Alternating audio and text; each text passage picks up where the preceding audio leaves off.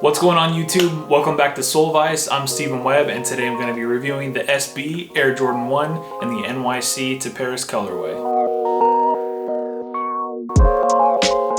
Recently, Nike SB and Air Jordan collaborated on two different colorways of the Air Jordan 1 silhouette. Unfortunately, I was only able to get one pair. I didn't get the LA to Chicago, which was the one that I really wanted, but I am excited to get the NYC to Paris colorway in my hands. Each of these SB Jordan 1 colorways both come with a colorway on top that rubs away, revealing another colorway underneath. Nike says that the inspiration from the NYC to Paris colorway comes from the two different skate cultures that you find in each city. They said the light bone and sail colorway that's on top references NYC's gritty skate culture versus the Paris culture, which they say is more vibrant, and that's where you're going to find the hyper pink and crimson colorway underneath. Now before we get too much further, I did want to take a second to thank every single one of you out there who's already subscribed to the channel. I had a goal of hitting 100 subs by the end of June, and I hit that mark before the first week of May was even finished. So again, if you've already subscribed, thank you so much. Now with that out of the way, let's go ahead and get into the review.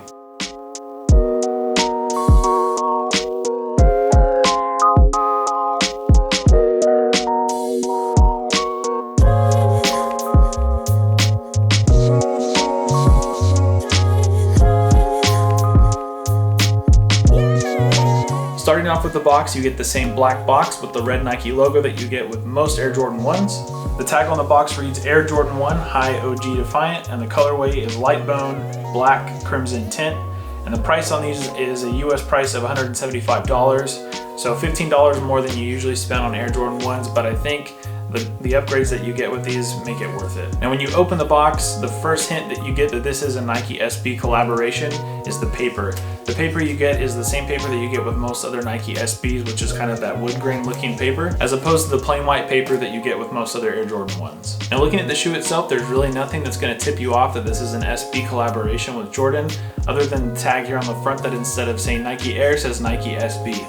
But other than that, the upper, as far as I can tell, is exactly the same, other than maybe the toe box being slightly more boxy. But other than that, I didn't find anything on the upper that separates this from a regular Air Jordan. I was curious to see if there was going to be any change in the materials, just because these are intended to be skated in, maybe some extra padding or something along those lines.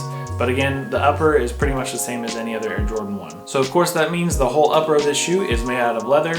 And the leather quality here is not the best. It's not the worst that I've seen, but if you're looking for something nice and plush, this isn't it. And honestly, since these are supposed to be skated in, I don't really think that's a bad thing.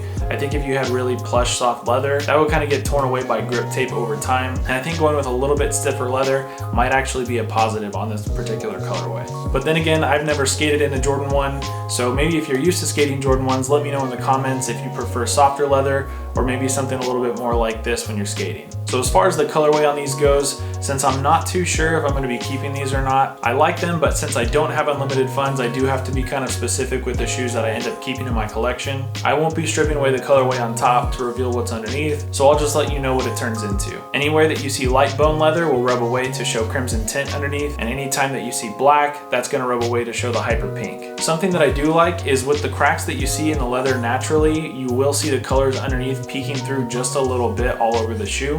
So anywhere that you have like holes for stitching or something like that, you do see the color underneath kind of just creeping out. And I think that tells you that the colorway that is underneath is really close to the surface. So I don't think it's going to take too much time for that underneath colorway to start showing through if you're actually going to be skating in these.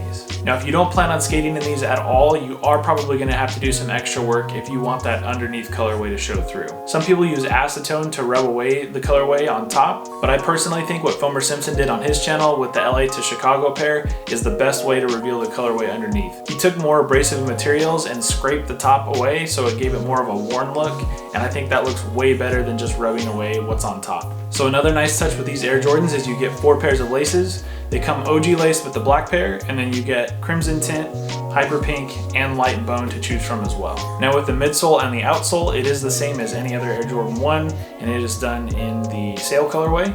Now on the interior is actually where you're going to find the biggest difference between the SB Air Jordan 1 and just a regular pair of Air Jordan 1s with the insole. Not only is the insole hyper pink, but it is branded with the Nike SB branding, but more importantly, you do have a zoom bag right in the heel, which does make a big difference.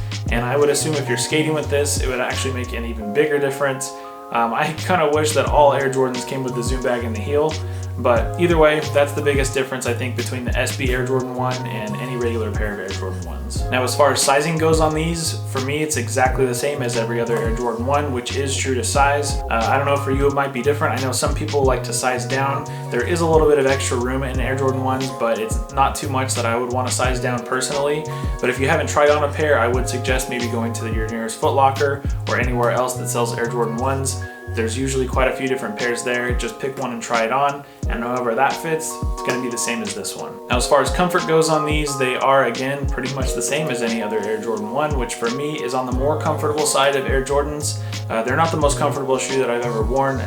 Again, these did come out in 1985, so there's not any crazy technology other than of course the added zoom back. But I don't really think that does a whole lot for comfort. So again, it's pretty much like any other Air Jordan 1 you've worn. Not the best leather on these. It's a little bit stiffer than some other Jordans that I've worn, so I'm sure over time they'll become more comfortable as they break in, but that's just something to keep in mind. Overall, I think these are a nice shoe. Again, I don't know if I'm going to end up keeping my pair. I don't have unlimited funds, so again, I'm not sure if these quite make the cut, but it's an easy colorway to match with pretty much anything, white, gray, and black. Can't really go wrong there. And then of course, if you want to go a little bit crazier, you've got the crimson tint and hyper pink underneath. Now again, I did hit my goal of 100 subs by the end of June, and I hit that way early, so it's time to go ahead and get a head start on my August goal. So I want to hit 300 subs by the end of August, and I need your help to do that.